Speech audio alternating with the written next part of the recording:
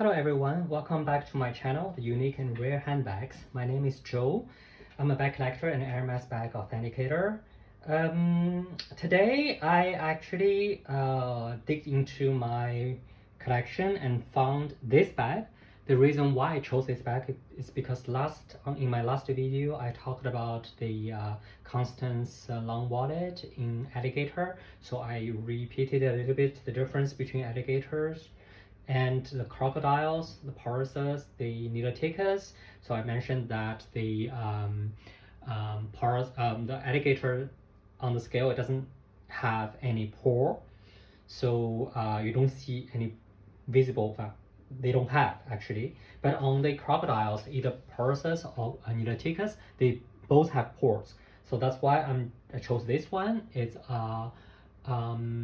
blue, navy, deep dark blue. I think the bleu de nuit, the night blue bag in actually this bag model, if I'm not wrong, it's called Palermo. It's a very old bag model in the 60s, and this one's in Porosus, Crocodile Porosus. So first I will explain a little bit, because that's the reason why I chose it, the how to see what is what. I know it's very difficult on the, maybe it's easier on this side. You can see a small white dot like here, here, here, here, here, here, on one dot on every scale. So this means it's crocodile. It's not it's not alligator. Oh, here's much more visible. You can see one small dot. It's not in the center. It's a bit too like one side, and it's like vertically and horizontally it's kind of in the middle. You can see like here, it's closer to this edge, right? So this shows it's a crocodile. Now the big question is it crocodile Porosus or crocodile Niloticus? Well, to be honest, even in my work, it's a headache. Sometimes it's very difficult to see. Nowadays, it's easier because in a more general way, the Niloticus, they have bigger scales than the Porosus. Yeah. But the problem is with vintage bags, they sometimes at that time it was still able to use very young crocodiles. So the scale size they do not only depend on the type of crocodile, but also on the age of the crocodile. So which is very difficult. So me personally, well, there are a lot of documents explaining how to see one from the other, but if you put them into practice, you will see very often you will get wrong. With newer bags, it is very easy because you have a CDES, which is a document showing the origin of the skin, so which would very clearly state which type of crocodile is. But in the for the vintage bags, you have to see it. At least you have to give a judgment. My way of seeing it is mostly of the regularity of the center scales and the shape of the side scales. The Porosus tend to feel a little bit more structured. So the lines in between, they keep the same width, but the Niloticus, sometimes they could get loose. That means the scale is floating in the mesh of the lines of between scales. I know it sounds a bit yeah, wow, but that's the best way I can put into it. But anyway, you guys do not need to know too much about this, because when you buy it from the shop, they will tell you it's stated on the CDES. But when you are buying secondhand, it is useful to know because traditionally, Hermes priced Niloticus lower than Porosus. So Porosus is the one from Asia, Australia, and Neoticus is one from Nile, so well, Nile River, Africa. So they are not priced the same way. So if you really, well, the difference is not big. The difference is like 5%. But still, if you really want to know what you're buying, then you better, well, ask someone for which is which. So this bag, Palermo, it's a very old model. I think it hasn't been reissued for a really long time, but I wouldn't be surprised that one day it would come out, because that's what nowadays the brands do. Especially recently, the resurface of a lot of classic models is alarming. It used to have a handle here, but as you know, the handle is always the most fragile part, so the handle has been damaged. Then the last owner decided to remove it, so it leaves this two rings, which he actually kindly included a belt for me, so just to hook it up. I don't like the belt, but it came with it, so I kept it.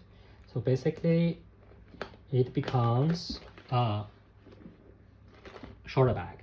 Well, I don't use it this way. I just use it as a clutch, or sometimes I would include a much finer, this one, onto it. So basically it's something like this. So if I really need it, I can free my hands, but it's not primarily what I would do.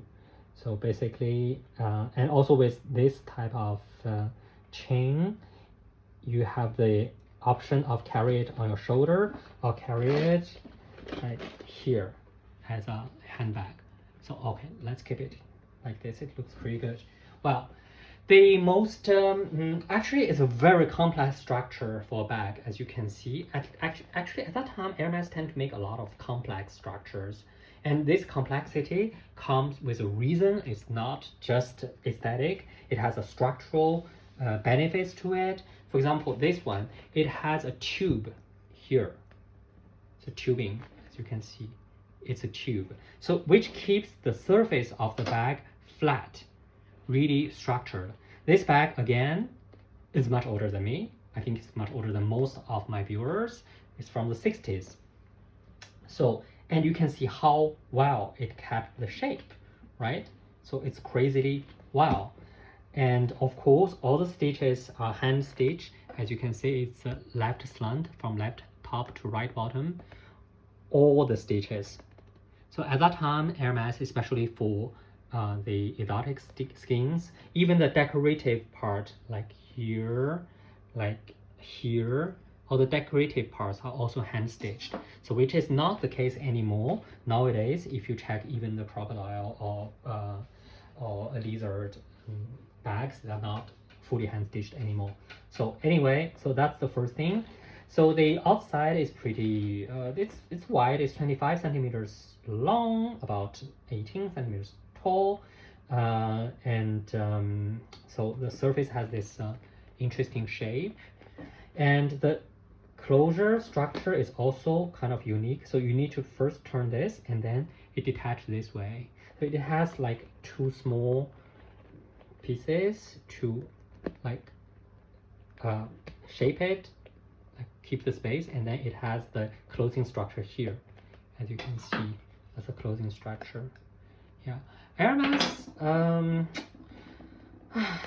I think it's better than most of the bag makers, or like 99.9% of bag makers, but because there are so many like really old vintage bags circulating there, sometimes you do find problem with the closure, but this Palermo closure is actually pretty well.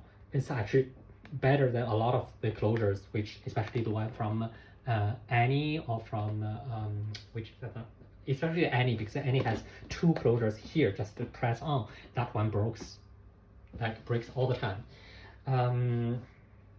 Which is the other model I'm thinking? The one with a, like this one, and has one closure here with an H here. What is the name of that model? Oh my god, it's I've got, because the one with an H and then a band H here, that one's Annie, and this one is Lady.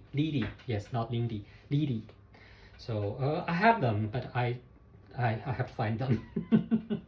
Well, anyway, so inside you can see the matching tone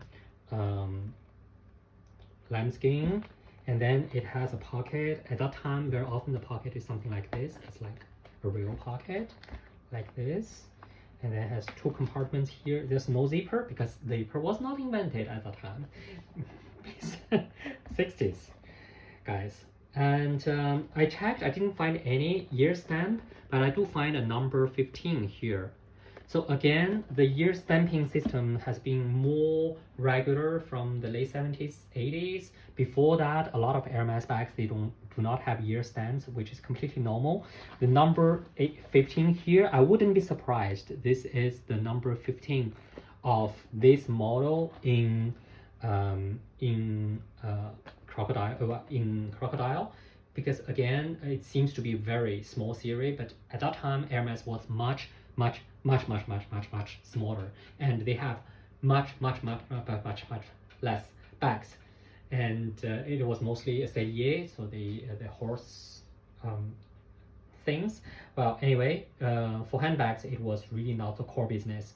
So they this would be actually showing the really old bags because it has Hermes, Paris, 24, Faubourg, Saint-Honoré, Faubourg, because it's a very long word, it has an abbreviation, FG, Faubourg, Saint-St, Honoré, which is the address of the Hermes store.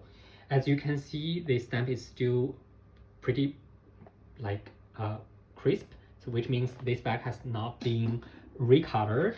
So very often for vintage bags, if you want to know if it has been completely recolored, just check how crisp the stamp is. You know, it has been through like different shapes, and this one is really the oldest, I think, with the 24 Faubourg, the address on it. Then it became Hermes Paris, and then they at that time there was no square or V or whatever, two dots. Or well, and then they would have this metallic thing for the like metallic like logo, horse logo, which was like later ones. I think I showed you one. Oh my god! In my last videos, I had.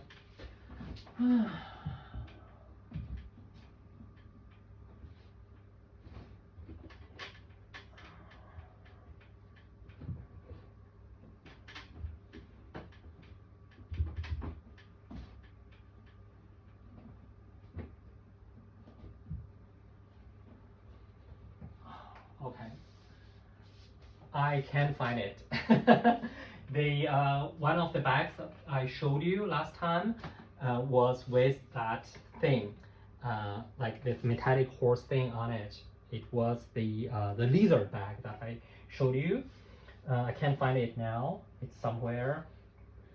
So and then it became what we know today, Hermes Paris, with the small stamp indicating which is which skin.